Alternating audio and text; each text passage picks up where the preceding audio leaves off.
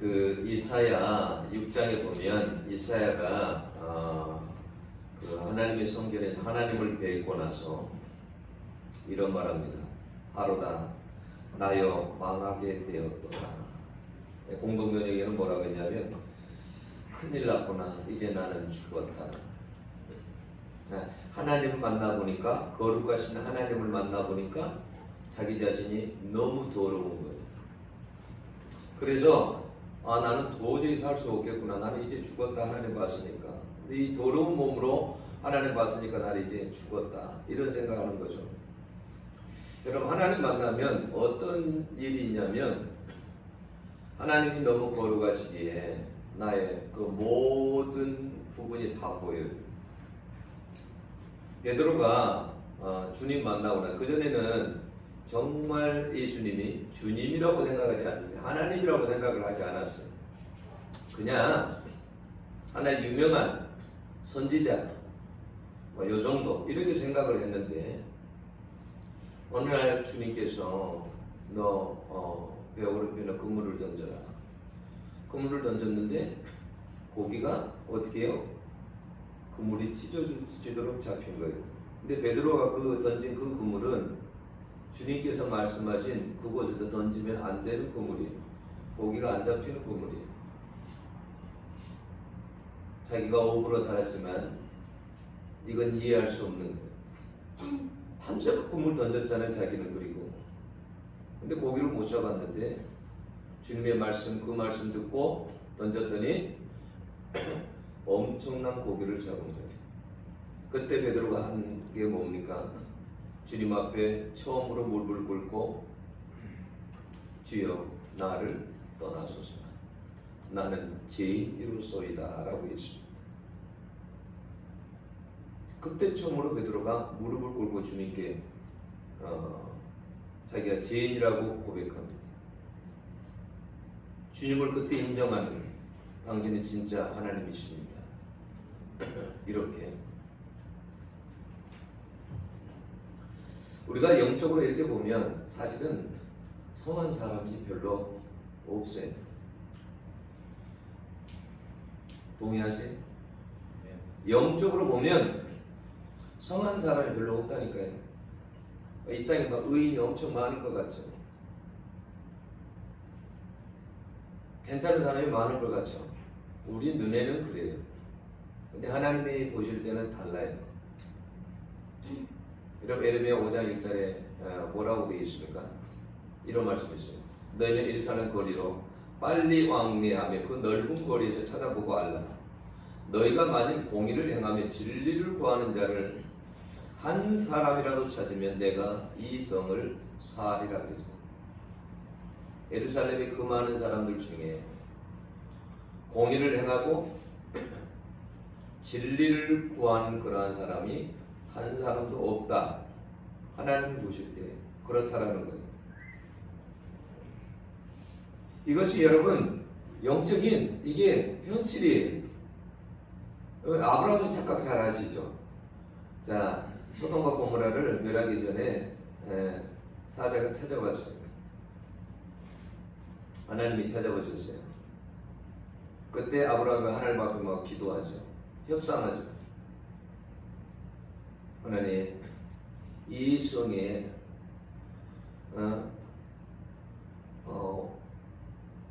의인이 50명만 있다고 한다면 멸하지 않겠습니까? 멸하지 않겠다.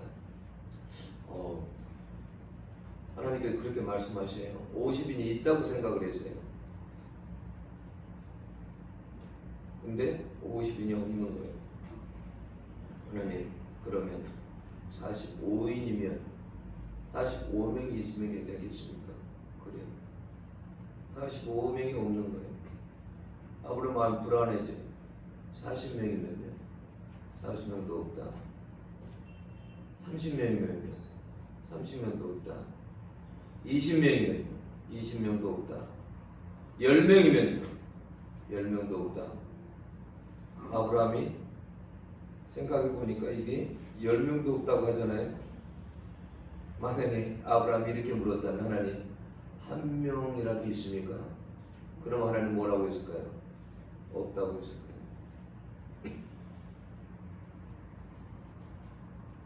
우리가 가끔 착각 속에 살아요.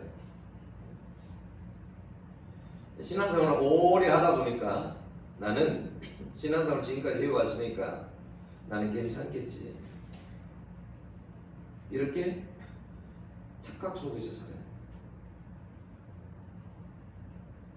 근데 진짜 하나님 앞에 서면 여러분 견딜 수 없어요. 자기 그 영적인 현실 때문에 견딜 수가 없어요.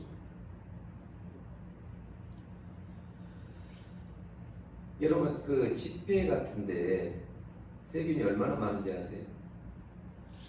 그 미국에서 조사를 했답니다. 얼마나 많은 이물질이 있을까 해가지고 미국 뉴욕대 연구진이 1달러짜리 80장에 묻어있는 이물질에 대해서 DNA를 전수 검사한 결과 각종 박테리아와 곰팡이, 꽃가루, 동물, 분비물 등 유전자 3,000여 종이 검출됐답니다. 80장에서 3,000여 종이. 그게 스트리트 저널에 나온 거예요. 보도된 거예요. 여러분 사람마다 다르지만 사람의 한쪽 손에 여러분 눈에 안 보이잖아요. 세균이 얼마나 살고 있냐면 세균 한쪽 손에 6만 마리가 살고 있대요. 사람마다 각자 다르겠죠. 그죠? 그러면 여러분 6만 마리가 아니더라도 뭐 1만 마리, 1천 마리만 있다 하더라도 그러면 여러분 우리 입안에는 세균이 없을까요?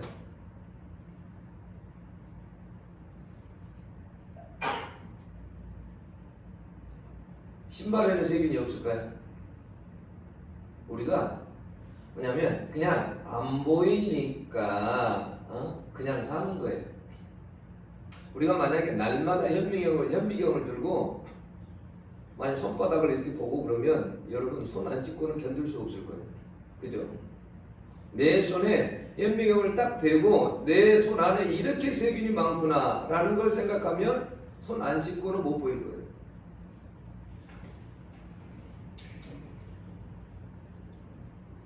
영적으로도 우리의 모습이 어떤지는 우리는 잘 몰라요. 사실 하나님께서 보여주실 때만 아는 거예요. 하나님이 가장 잘 아는 거예요. 우리가 보는 것은 빙산의 일각이에요. 이스라엘 백성들이 하나님을 섬기고 있다고 그렇게 생각했는데 하나님은 뭐라고 하냐면 이스라엘 백성들에 대해서 행음한다고 음란하다고 그렇게 말씀을 하세요.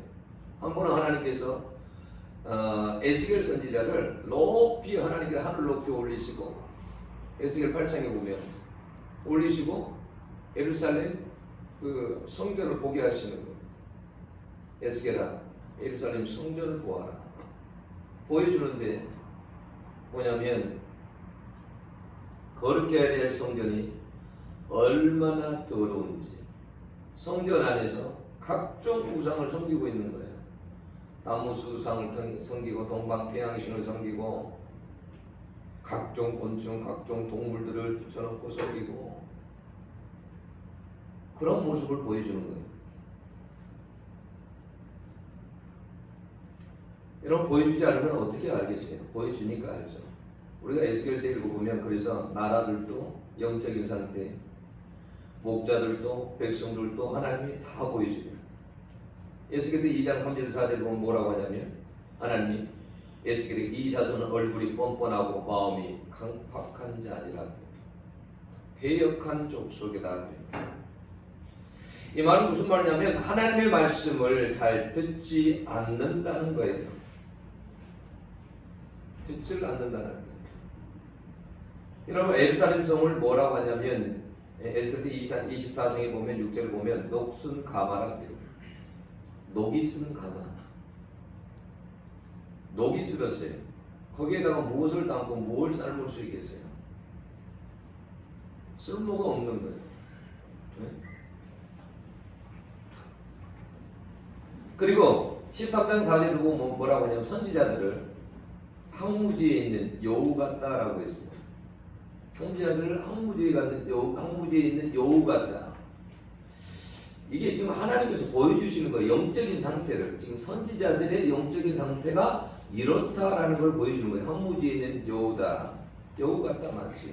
그러면 여러분 항무지에 있는 여러분 여우라는 말은 이게 무슨 말일까요? 항무지에 사는 여우는 여러분 아주 교활하고요. 그래서 포도원과 농작물을 다 망쳐 놓습니다. 그러니까 여기서 항무지라는 것은 뭐냐면 이스라엘의 지금 영적 상태를 이야기하는 거예요. 이스라엘의 영적 상태가 항무지 같다. 그런데 선지자들이 자기들의 이익만 챙긴다라는 거예요. 영적으로 무너진 황폐한 곳을 세우지 아니했다라는 거예요. 그래서 여러분들도 동물로 표현을 해가지고 하나님께서 말씀하시면 하나님께서 다 말씀하신다니까요. 어떤 사람은요 동물로 표현하면 돼지 같은 사람도 있고요, 개 같은 사람도 있고요, 독수리 같은 사람도 있고요, 호랑이 같은 사람도 있고 사자 같은 사람도 있을 것이고.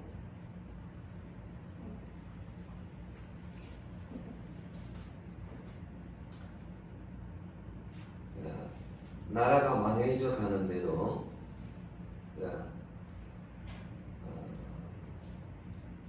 선지자들이 제대로 하나님 앞에 서지 못했다. 백성들도 마찬가지다 라고 말을 해요.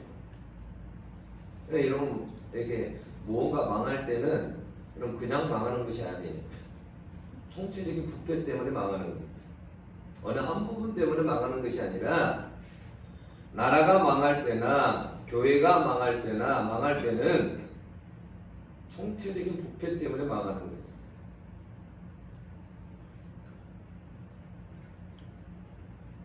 여러분 그런 시대에 사는 사람들 중에 그런 시대에 살 때에 복 있는 사람이 어떤 사람인지 아세요? 9장 4절에 보면 그러죠. 탄식하며 우는 자 이마에 표하라. 이들을 멸하지 말라고 합니다. 지금 이 망해가는 이 나라를 보면서 탄식하면서 우는 자들의 이마에 표를 해라. 그들을 구별해라는 말이에요. 하나님께서. 그런 사람들이 많지 않아요. 나라가 망해져 가는데 나라를 위해서 탄식하는 사람, 우는 사람이 없고, 교회가 망해져 가는데 교회를 위해서 우는 사람이 없고, 자기 자신이 망해져 가는데, 영적으로 무너져 가는데 자기 자신을 향해서 우는 사람이 없어요. 탄식하는 사람이 없어요. 애통하는 사람이 없어요.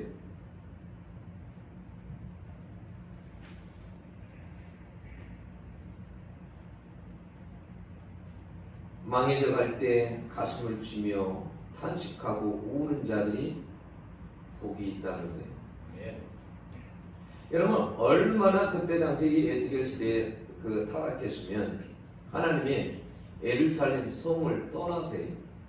그런데 이제 10장에 보면 하나님께 떠나실 때 보면 어떻게 떠나시냐면 우리도 그러잖아요. 살았던 것, 정든 곳을 떠나려면 참 힘들죠. 자꾸 미련이 있죠. 하나님의 성경을 떠나면서 단순히 탁 떠나가지 않으세요. 하나님께서 떠나가시면서 쉽게 말하면 이사 가는 거죠. 떠나가시면서 자꾸 뒤돌아보시고 그리고 여기에 머무시고 그러면서 떠나가세요. 참 슬픈 일이죠. 그래서 얼마나 타락했는지 자기 백성들이 기도를 해도 하나님께서 얼굴을 가려버립니다. 영적인 상태가 얼마나 심각했는지 몰라요. 완전히 죽은 상태예요. 그래서 망한 거예요. 이스라엘 백성들. 그래서 포로로 끌려갔어요. 그러면 포로로 끌려가면 어떻게 할까요?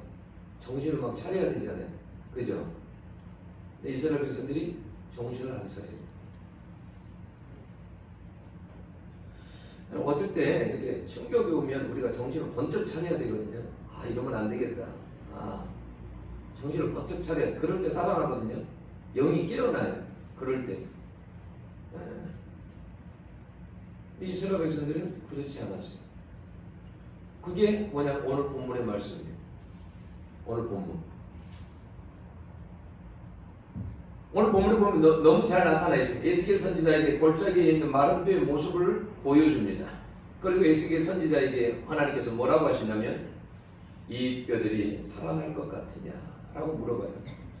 뼈들 골짜기에 하나님께서 골짜기에 데리고 가가지고 거기에 그 뼈들을 보여주면서 하나님께서 뭐라고 하냐면 그 마른 뼈들을 보여주면서 이 뼈들이 살아날 것 같으냐라고 물어봐요. 이 뼈들이 이스라엘 백성을 말하는 거예요. 이전에 이 뼈들을 보니까 뭐라고 되어 있냐, 힘이 많고 완전히 말랐다라고 했어요. 그러니까 영적으로 완전히 죽었다라는 말이에요. 살아난다는 것이 불가능합니다. 이걸 이스라엘 백성들 본인들이 알아요. 그리고 11절에 뭐라고 했냐면 우리 뼈가 말랐고 우리의 희망도 사라졌으니 우리는 망했다라고 했습니다. 자기들이 도저히 살아날 수 없다라는 걸 알아요. 근데 우리에게는 희망이 더 이상 없다. 우리는 이제 완전히 망했다라고 말을 해요. 죄짓고 바빌론 포로로 끌려갔으니 망한 거죠. 자신들이 자신을 볼 때 더 이상 희망이 없는 거예요. 여러분, 우리가요, 우리 자신을 보면 여러분 희망이 없어요. 예수가 보여야 돼. 그래야 희망이 있어요. 내 자신을 보면 여러분 희망이 없어요. 근데 예수를 보면 희망이 생겨요.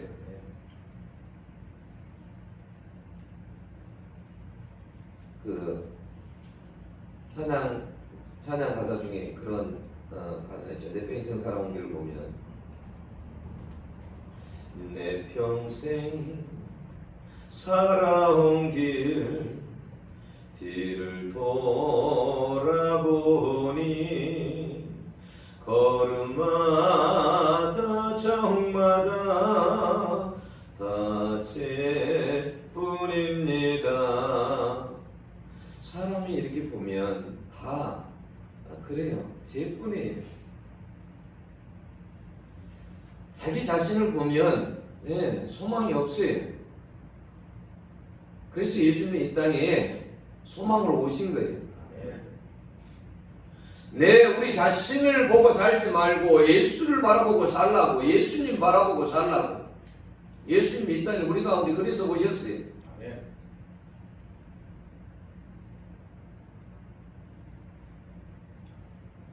제가 어느 날 꿈을 꿨는데 하나님이 저의 모습을, 영적인 모습을 보여주더라고요.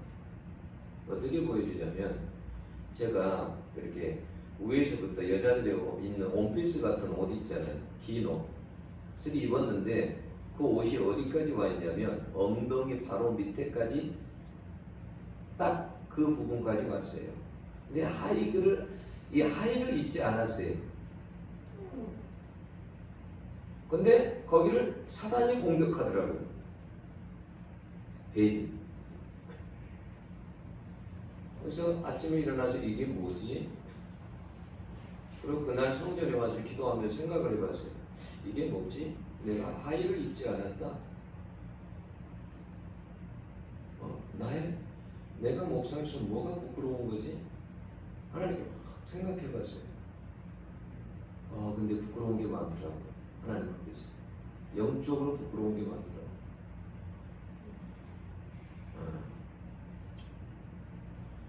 하나님이 보여주시니까 아는 거예요. 그죠?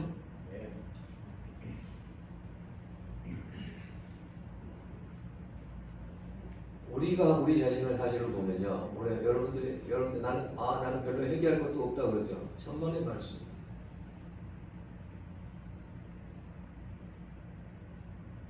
제가 이야기했잖아요. 제가 아팠을 때 그렇게 열심히 기도하고 성경 보고, 저는 산에 가면 내 기도하는 자리가 있었다니까요. 나무들 있는 그 항상 거기 가서 기도하고 그랬는데요, 하나님이 보여주신 거 보니까 제가 그렇게 죄가 많더라고요. 그렇게 죄가 많은 줄 몰랐어요. 내가 그때 깜짝 놀랐어요. 아니, 내가 이렇게 하나님 앞에 기도하고 말씀 보고 늘 이렇게 사는데 내가 이렇게 더러울까? 그러면 여러분 어떻게 하겠어요? 다른 사람들은 얼마나 더럽다라는 거예요.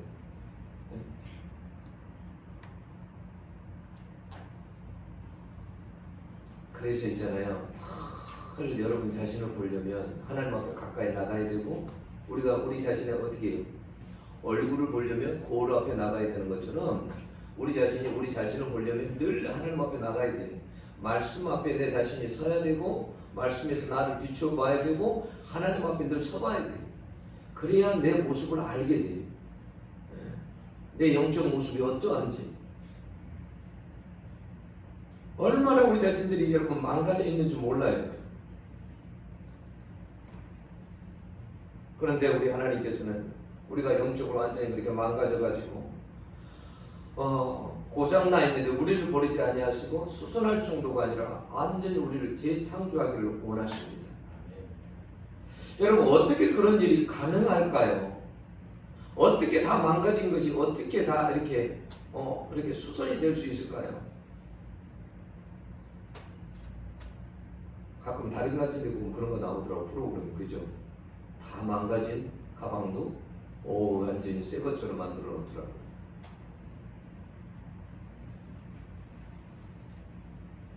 여러분 그것이 말씀으로 가능합니다. 네. 너희 마른 뼈들아 여호와의 말씀을 들을지어다. 영적으로 마른 뼈들 고장이 나도 완전히 고장난 사람들을 어떻게 고치느냐는 거예요. 말씀이 고친다는 거예요. 말씀이 능력이에요. 그러기에 에스겔 선지자에게 뭐라고 하나님께서 말씀하죠? 이렇게 말해요. 주 여호와께서 가라사대 너는 손뼉을 치고 발을 구르면 말할지어다 이렇게 말을 해요. 말을 하라는 거예요. 내가 너에게 준 말을 하라는 거예요. 어떻게 해요? 손뼉을 치면서 발을 구르면서 그렇게 말을 하래요. 왜요? 사람들이 다 기가 먹었거든. 말씀을 못 들어요. 그러니까 그들에게 그냥 말하는 것이 아니라 박수를 치면서 발을 구르면서 그들에게 말을 하래요. 어떻게 해서든지 저들이 듣게 하라는 거예요.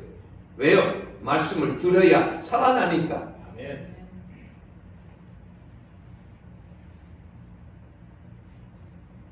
보통 해서는 듣지 않기 때문에 이런 말씀이 들어가면 어떻게 될까요? 7절 보니까 대언할 때에 그랬어요. 하나님의 말씀을 전할 때 소리가 나고 움직이고 이 뼈 저 뼈들이 뒤로 맞아서 사람의 형태를 갖추고 그러더니 뼈에 힘줄이 생기고 살이 붙고 피부가 입혀집니다. 여러분 말씀을 들으면요 어떤 역사가 있냐면 영적인 질서가 잡혀져요. 영적인 질서가 잡혀져요. 이분 4장 12절에 이런 말씀이죠. 하나님 말씀은 살았고 운동력이 있어. 좌우의 날씨는 어떤 것보다도 예리하여. 하나님 말씀은 운동력이 있대요. 하나님 말씀 뭐예요? 운동력이 있다. 움직인다라는 거예요. 네? 살아서 움직인다는 게 하나님의 말씀이. 그래서 여러분들을 움직이는 거예요. 그게 하나님 말씀이에요. 또 디모데후서 3장 16절에 보면 그랬어요. 모든 성경은 하나님의 감동으로 된 것으로 책망과 교훈과 바르게 함과 의로 교육하기 유익하니 그랬어요. 이는 하나님의 사람을 온전케 하리 함이니라. 하나님의 말씀이 교훈하기도 한다는 거예요. 사람을 가르치고요. 책망도 하고 너 이렇게 살면 안 돼. 허물을 고쳐주기도 하고 그래서 우리를 움직이는 거예요. 여러분 그렇게 해서 온전한 사람이 되는 것이지 영적으로 그냥 온전해지는 것이 아니에요. 우리 사람을 보면요. 사람을 보면 다 애국되고 다 비정상적이에요. 다 마음들이 다 삐뚤어져 있어요. 다 굽어져 있고 다 비뚤어져 있어요. 제 말이 아니에요. 세례 요한이 예수님 오시기 전에 사람들이 그랬다라는 거예요. 보니까 다 골짜기에 파여 있고 전부 다 구불구불하고 사람들의 마음이 다 마음을 들여다보면 주님이 보실 때는 뭐 마음을 들여다보다 병들어 있어요. 사람들은 마음 가운데 막 독이 가득하고 쓴뿌리가 많고 근데 어떻게 온전해지냐고요. 어떻게 온전해질 수 있어요? 그러는데 근데요 말씀 앞에 서면 말씀을 들으면 말씀 가운데서 주님께서 뭐냐면 말씀하세요. 가르쳐 주세요. 그리고 책망도 해주고 그래서 주님이 온전케 해주시는 거예요.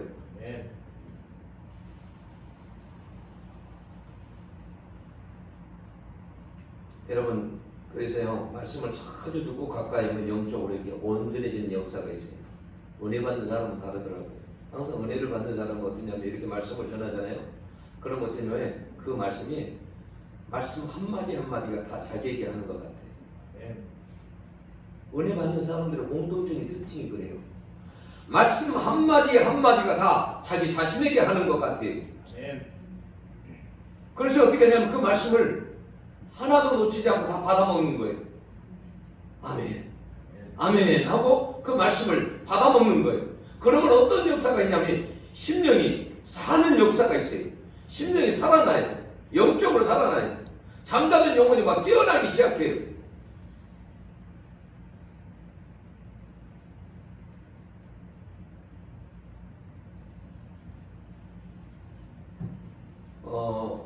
어떤 목사님의 간증이 자기가 청년 시절에 자기는 참 괜찮은 사람인 줄 알았다는 거예요. 자기는 착하고 자기는 모범생이고 정말 괜찮은 사람으로 그렇게 알았다는 거예요. 근데 수련회를 갔는데 수련회 첫날 하나님의 말씀이 자기 가슴에 팍팍 꽂혀서 들어오는데 견딜 수 없더라는 거예요.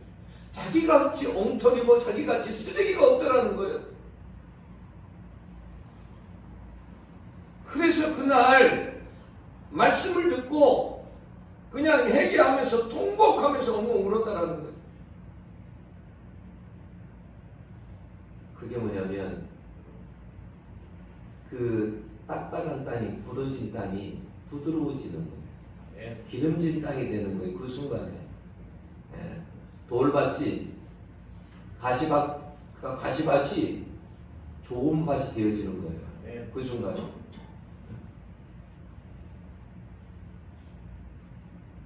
여러분 우리가 하나님의 말씀, 하나님 그 모든 성경 하나님 감동으로 됐다고 했죠. 하나님 감동으로 된 거, 감동 여기서는 갓브레스 그랬어요. 그러니까 하나님이 이 입김이 숨김이 불어 넣어졌다라는 말이에요. 하나님의 말씀에는 여러분 하나님의 입김이 불어져 있어요. 생명의 입김이 불어져 있어요. 근데 어떨 때 그 하나님의 말씀이 나에게 생명으로 다가오느냐, 그 말씀이 영적인 것은 따라합시다. 영적인 것은 영적인 것을 움직인다. 영적인 것은 영적인 것을 움직여요. 내가 정말 하나님의 말씀을 믿음으로 이 말씀에 하나님의 입김이 불어져 넣어 있다라고 믿고 그렇게 읽는 사람에게는 그것이 나에게 살리는 말씀으로 다가와요. 나에게 살리는 말씀으로 다가와요. 그러나 아무리 성경을 봐도 그런 믿음이 없는 사람은 성령의 역사가 없어요. 역사가. 그래서 제가 항상 그래요. 여러분에게도 이야기하죠. 가끔 성경을 읽을 때는 그냥 읽는 게 아니라 기도하고 읽어라. 하나님, 나는 이 말씀이 살아있는 말씀으로 믿습니다. 오늘도 제가 읽을 때 나에게 역사하실 줄로 믿습니다. 나에게 마음껏 하나님 나를 먹여주셔서 배부르게 해주옵소서. 이렇게 읽어야 돼요. 성령의 역사가 있으면 다르다니까요. 제가 경험했잖아요. 성령의 역사니까요. 어떤 역사가 일어나냐면 제가 성경을요 아팠을 때 수십 독 했거든요. 근데 그때 제가 어떻게 한 거냐면 억지로 읽은 게 아니에요. 손에 책을 놓을 수 없을 정도로 읽었어요. 잠이 자는 것이 아까워요. 성경책이 손에서 떼어지지 않아요. 이게 붙어 있어요. 성경책에서 뗄 수가 없어요. 울다가 웃다가.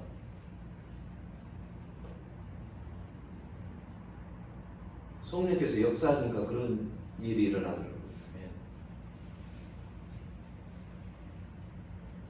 여러분, 성령이 역사하면 망가진 것도 고쳐주고 망했다고 한 사람도 살아나고 희망이 없다고 한 사람이 희망을 갖게 됩니다. 아멘. 이런 성령의 바람이 여러분 가운데 불 수 있기를 원합니다. 아멘. 여러분, 에스겔서 37장 9절 보면 생기야 사방에서부터 와서 이 죽음을 당한 자에게 불어서 살아나게 하라. 죽은 자가 살아난다는 거예요.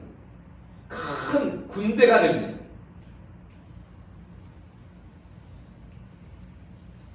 여러분 그 37장 1절에 권능으로 그랬는데 이게 히브리어 야드는 이게 뭐냐면 손이라는 의미예요. 그래서 영어 번역본들은 이걸 손으로 번역했어요. 손으로. 네? 하나님의 손이 임했다라는 거예요. 손이. 이 손이. 이 손이 하나님의 손이 권능의 손이 한번 임하시고 한번 만지시면 사는 역사가 있어요. 네. 그 다니엘 기도회 때 그 말씀을 전할 때 이근호 목사님이라고 계시는데 그 목사님이 이런 걸 제가 하더라고요. 자기가 이제 결혼하기 전에 하나님 얼마나 결혼 기도를 했겠어요. 그래서 자기는 이제 나름대로 기준을 가지고 있는 거예요. 말이 없는 사람, 경상도 사람이 아닌 사람, 경상도 사람 하다 되어가지고 경상도 사람이 아닌 사람 이런 식으로 해가지고 어느 날 청년에 이렇게 봤더니 그런 사람이 한 사람이 있더래요.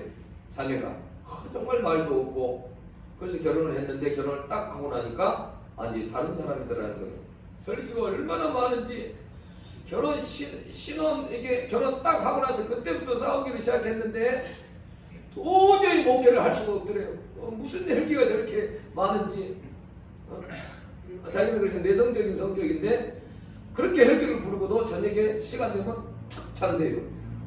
그러면 자기는 이제 뒤로 누워가지고 그 등을 보면서 십자가를 막 수천 번 수백 번 그런데요. 막 이 혈기의 영화 떠나가라 막 수없지. 그래도 아무리 소용이 없는 거예요. 이게 너무너무 힘든 거예요. 그래서 어떻게 하냐면 도저히 못 살겠다. 목회도 할 수 없고 그래서 혼자 미국으로 공부를 하러 가요. 치유 공부를. 내가 무슨 살고 가야 되겠다. 이러다 내가 죽겠다. 해가지고 미국으로 공부를 하러 가요. 근데 이제 어느 날 치유에 관련 책을 읽다가 어떤 내용이 나오냐면 지금 자기하고 똑같은 집 상황하고 똑같은 어떤 내용이 나오는 거예요. 그러면서 그 책에 이렇게 말하는 거예요. 뭐냐면 이런 상황이 될 때 참고 팔자러니 하면서 십자가다 하면서 참고 얘기할 집도 있지만 이것이 만약에 마귀의 역사이면 맞서 싸워 쫓아내야 한다라고 책에가 써져 있는 거예요. 그럼 이게 마귀의 역사인지 어떻게 알 수 있느냐? 그 책에서 뭐라고 했냐면 집안에 반복되는 악한 일들이 계속 있으면 이것은 마귀의 역사가 틀림없다. 그러니까 마귀가 대대로 그 집에서 똑같은 일을 한다는 거예요. 조상이 도박을 했으면 또 그 도박의 영이 그대로 도박하게 만들고 바람 피웠으면 조상들이 또 바람 피우게 만들고 혈기를 계속 부려와가지고 그것 때문에 힘들었으면 그렇다라는 거예요. 그래서 이제 이 목사님이 이제 한국에 전화를 자기 아내에게 걸어서 당신 집안의 내력을 한번 알아봐라. 나도 내 집 내력을 한번 알아보겠다. 알아봤더니 내력을 알아보니까 두 가정 모두 공통된 것이 뭐냐면 다 불행한 결혼이 많았다라는 거예요. 목사님 가족 어른들은 모두 2번 거의 장가를 갔더래요. 근데 아내 가정도 보니까 매를 맞고 불행하고 다투고 이렇게 살아왔어요. 그때 목사님 머릿속을 강타한 말씀이 뭐였냐면 마가복음 9장 29절이었어요. 이르시되 기도 외에 다른 곳으로는 이런 유가 나갈 수 없느니라. 이게 영어 성경에 이게 기도와 금식으로 되어 있거든요. 그래서 이 목사님이 뭐냐면 아내하고 그 사모님하고 작정을 한 거예요. 우리 기도하자. 금식하고 기도하자. 그래서 목사님은 금요일날 금식하고 토요일날에는 기도원에 올라가고 한국에 있는 그 아내는 사모는 뭐냐면 그 화요일에 금식을 하고 토요일에 오살리 기도원에 가서 기도를 하고 이 말씀이 자기 가정을 살렸대요.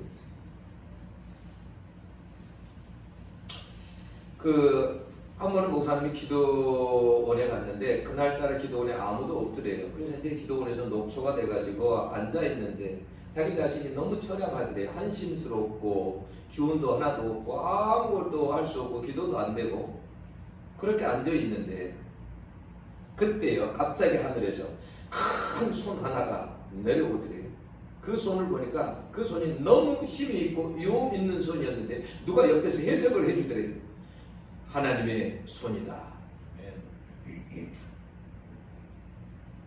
근데 마룻바닥 그 고동색이 조금 위에 축구 잔디밭으로 이렇게 쫙 변하더래요. 그러면서 옆에 또 소리가 들리는데 이것이 너의 가문이니라. 그리고 그 손이 뭐냐면 한 모퉁이를 세 군데를 탁 자르더니 그 모퉁이를 손에 딱 올려놓더래요. 그러면서 뭐라고 하냐면 옆에 또 소리가 들리더래요. 이것이 내 집 식구니라. 너와 아내와 아들 딸들이다. 그러면서 그 손이 공중으로 힘있게 솟구쳐서 탁 올라가는데요. 뿌리가 있잖아요. 뿌리가 같이 이렇게 딱 올라가는 거예요. 근데 그 뿌리에 보니까 수많은 뱀들이 있는 거예요. 근데 그 이 손이 힘이 있어서 솟구쳐서 팍 올라가니까 뭐냐면 그 뿌리들이 탁 끊기면서 뱀들이 전부 다 떨어지더래요. 그것을 보고 목사님이 한우성을 질렀어요. 아, 드디어 살았다. 드디어 살았다. 그리고 나서 모든 것이 다 잘 풀렸다라고 그렇게 말을 했어요. 여러분은 뭐냐면 하나님의 권능에 손이 있어요. 그건 여러분 우리의 손하고는 여러분 달라요.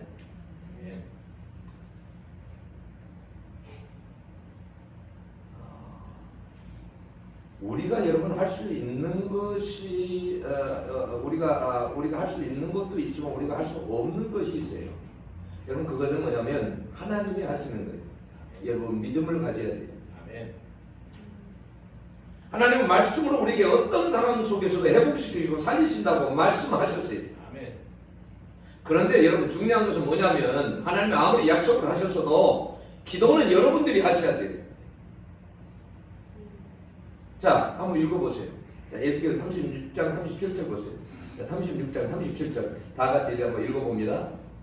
36장 37절 읽겠습니다. 시작. 주 여호와께서 이같이 말씀하셨느니라. 그래도 이스라엘 족속이 이같이 자기들에게 이루어 주기를 내게 구하여 하니라.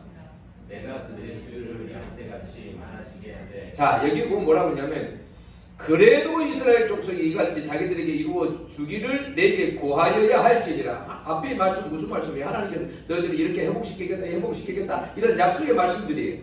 그런데 하나님께서 뭐라고 하냐면 내가 이렇게 내가 회복시킨다고 약속해도 기도는 너희들이 해야 된다라는 거예요. 기도는 너희들이 해야 된다.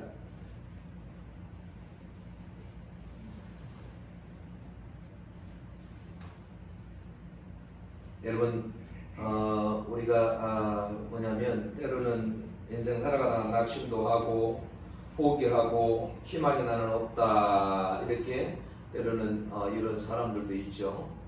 나는 내 인생이 왜 이렇게 잘 안 풀릴까? 왜 이렇게 꼬일까? 여러분 열고 닫는 것은 하나님이 하시는 거예요.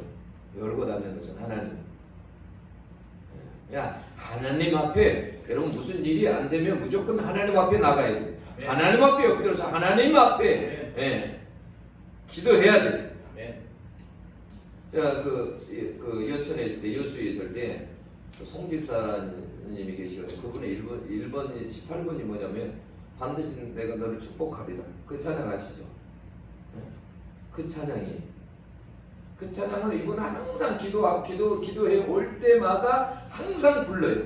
항상. 저는 그분은 항상 잊을 수가 없어요. 항상 이렇게 손을 쥐고 주먹을 쥐고 항상 이렇게 항상 그 찬양을 불러요. 반드시 내가 너를 축복하리라. 반드시 내가 너를 들었으리라. 항상 찬양해. 이분 이게 18번지. 입만 열면 이 찬양이에요. 근데 이분이요. 그 여천에 가면 여천은 어떻게 되냐면 제가 그때 말했죠. 여천은 정말 우리나라에서 잘 살기 위해 손꼽는다고. 몇 번째예요? 우리나라에서 가장 잘 사는 도시 중에 하나가 여천이에요. 여천 공단이 있잖아요. 거기.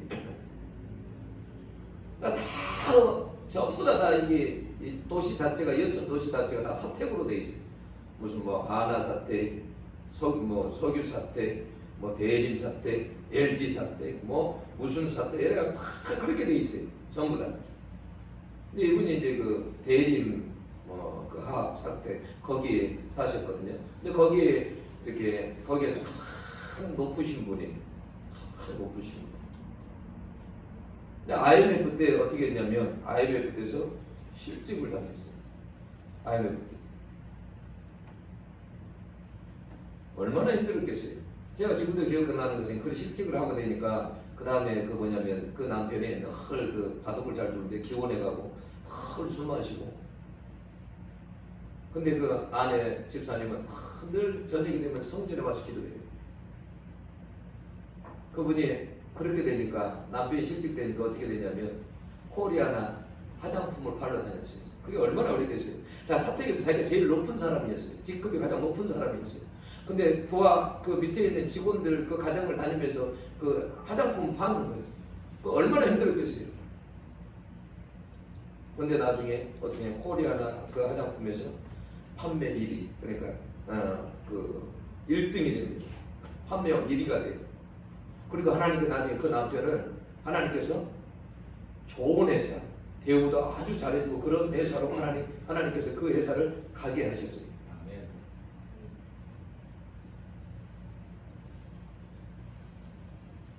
여러분 하나님이 살아 계셔요. 아멘. 단지 뭐냐면 여러분들이 믿음이 없는 거예요. 여러분들이 믿음이 없고 여러분들이 하나님을 찾지 않는 거예요. 여러분 어떤 것보다도 하나님을 더 의지하시길 바랍니다. 아멘. 내가 아무리 머리가 좋아도 하나님을 의지해야 돼요. 아멘.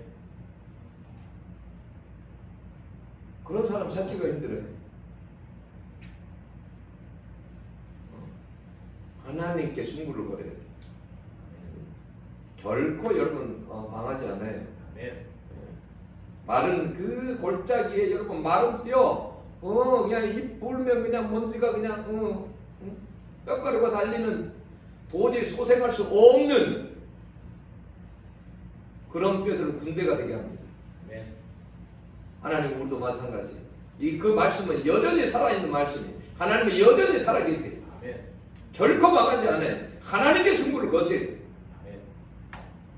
그러면 여러분 사는 역사가 있습니다. 아멘. 기도하겠습니다.